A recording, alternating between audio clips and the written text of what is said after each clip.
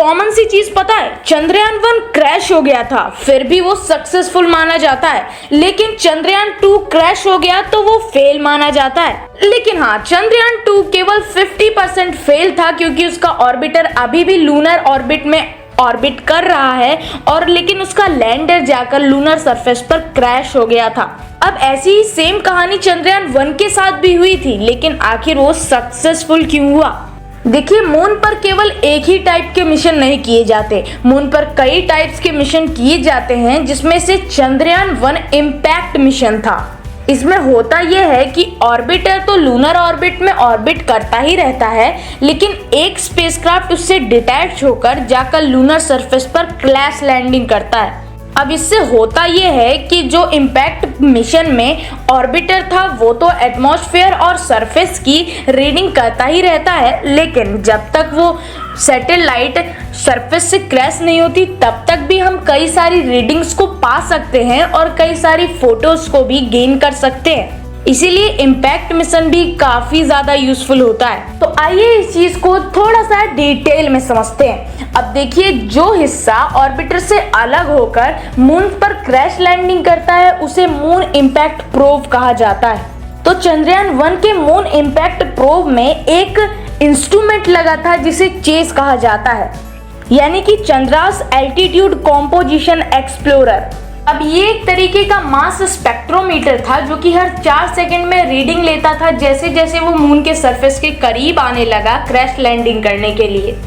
अब ये जो इम्पैक्ट प्रोब है ये जाकर शेकल्टन क्रेटर पर क्रैश हुआ था, जो कि चुना गया था, और पॉइंट ऑफ इम्पैक्ट को जवाहर पॉइंट कहा गया।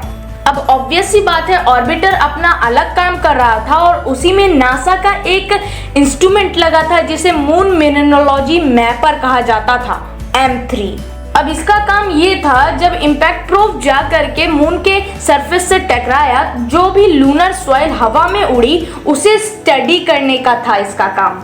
तो इसी के साथ ये पूरा मिशन कंप्लीटली सक्सेसफुल हो जाता है। अब जो हमारा चंद्रयान-2 मिशन था वो लैंडर मिशन की कैटेगरी में था। इसमें होता यह है कि ऑर्बिटर से एक हिस्सा अलग हो जाता है जिसे लैंडर मॉड्यूल कहा जाता है, और उस लैंडर मॉड्यूल को सेफली लूनर सरफेस पर सॉफ्ट लैंडिंग करानी पड़ती है। जब वो सॉफ्ट लैंडिंग कर लेता है तो उसके अंदर से एक रोवर निकलता है और वो रोवर ही आगे की सारी स्टडी करता है। कुछ चीजें ऑब्वियसली लैंडर में भी लगी रहती हैं जो अपना काम अलग से करती हैं।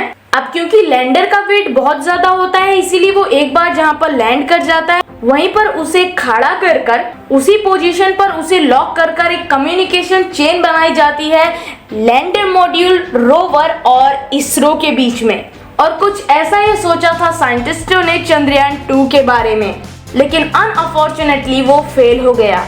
देखिए, चंद्रयान-2 के केस में कुछ ऐसा हुआ, जो विक्रम लैंडर था उसे सॉफ्ट लैंडिंग करनी थी और उसके अंदर से एक प्रज्ञान नाम का रोवर बाहर निकल कर आता, लेकिन 19 सितंबर 2019 को जब वो लूनर सरफेस पर लैंड करने की पूरी तैयारी कर ही रहा था तब जाकर वो पूरा लैंडर क्रैश कर जाता है। 1 जनवरी 2020 को इसरो के चीफ ने ये ऑफिशियली क्लेम किया कि क्रैश लैंड कर चुका है चंद्रयान-2 मून के सरफेस पर। हमें ये बताया गया कि चंद्रयान-2 जब मून के सरफेस से 2 किलोमीटर ऊपर था तभी वो अपने वे से भटक जाता है, और जब वो 335 किलोमीटर ऊपर था तब इसरो कांटेक्ट खो देता है चंद्रयान-2 से। दरअसल अनुमान ये लगाया गया था कि 1 किलोमीटर ऊपर पहुंचने से पहले ही चंद्रयान-2 को अपनी सारी वेलोसिटी खो देनी थी, लेकिन 400 मीटर ऊपर पहुंचने तक भी चंद्रयान-2 की horizontal velocity 212 kilometre per hour की थी और vertical velocity 173 kilometre per hour की थी। लेकिन इसरो के करंट चेयरमैन एस सोमनाथ ये बताते हैं कि विक्रम के इंजन्स में दिक्कत थी। दरअसल चंद्रयान-2 को हवा में कुछ देर स्टेबल रहकर फोटोज खींचकर ये पता लगाना था कि उसका परफेक्ट लैंडिंग स्पॉट कौन सा है, लेकिन चंद्रयान-2 कभी स्टेबल हो ही नहीं पाया। उसके थ्रस्टर्स उसे इक्वल बैलेंस नहीं कर पाए, जिसकी वजह से वो हवा में तेजी तेजी घूमने लगा और इन्हीं सभी दिक्कतों की वजह से वो जाकर क्रैश हो गया। लेकिन अभी भी इंडिया में थोड़ी उम्मीद जरूर थी। उतार चढ़ाव आते रहते हैं, और जब मैं देख रहा था कि अब कम्युनिकेशन ऑफ हो गया है तो मैं देख रहा था आपके सारे चेहरे एकदम से हो गए, क्योंकि हम सबको पता था कि जब अमेरिका और चाइना ने भी इस चीज को अचीव करने की कोशिश की थी तो उन्हें 15 अटेम्प्ट्स लग गए थे, लेकिन फाइनली 4 साल बाद अगस्त 23 को चंद्रयान 3 फाइनली सॉफ्ट लैंडिंग कर देता है मून के सरफेस पर 6:04 पर और हम ये माइलस्टोन अचीव कर लेते हैं। वैसे अगर आप चंद्रयान 3 और चंद्रयान 2 या चंद्रयान 1 के बारे में कुछ और जानना चाहते हैं तो हमें नीचे कमेंट्स में बता सकते हैं, हम उस पर भी वीडियो लाने की पूरी कोशिश करेंगे। तो मैं मिलता हूं मैं आपसे किसी और वीडियो में किसी और नए टॉपिक के साथ, तब तक के लिए जय हिंद।